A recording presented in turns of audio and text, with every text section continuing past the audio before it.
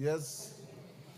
Thank you very much, Honorable Speaker. Honorable Speaker, what is happening today, or in the recent past, started like a joke from what many considered as mere statements by very top leaders of this country. It started from statements like, the shareholders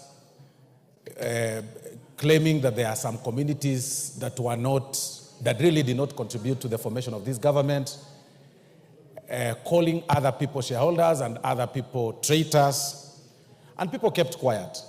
But, Honorable Speaker, if this House keeps quiet, the trend this country is taking will take us back to 2007, 2008, if we are not careful.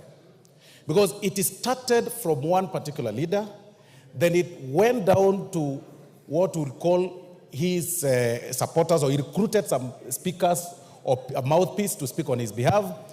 And the recent utterances, Honorable Speaker, really shocked the nation, where somebody is questioning on the division of the national cake, how it should actually be shared, that it should be shared on how people voted.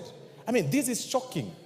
What he did say is that if we go by that formula that he was proposing, then he should also propose that a certain section of people or a region should then not pay taxes. They should also not contribute to the national cake in terms of paying of taxes. That is exactly what the governor of Nyeri meant. And that is extremely selfish, being extremely selfish. But more important, Honorable Speaker, to what Honorable Osolo has raised, yesterday was a bit embarrassing. This House passed last year's budget, 2023-2024, and they allocated funds to every arm of government. The executive got their vote, and in particular, the presidency got a budget to help them run their affairs.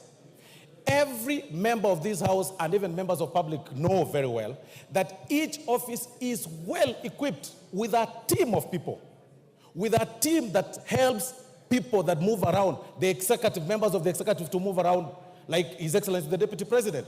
It was a shame, Honorable Speaker, to see His Excellency the Deputy President moving around, carrying a bag, in as much as one wants to pull some PR stunts, and I say this, Honorable Speaker, with tremendous respect. We should question, it is about time we question the members of staff that work with His Excellency the Deputy President. Where were they when he was carrying the bag? Where were they when they were taking pictures, and some of them, of course, standing behind him as he pulled the bag, which looked very empty, Honorable Speaker. And I think it must have been bought from the airport, Honorable Speaker. Because in as much as we appreciate the fact that... Order, Honorable Osolo. I think what Jared Okello asked was legitimate. But let's not digress into discussing the conduct of the person, of the Deputy President. Jared Okello asked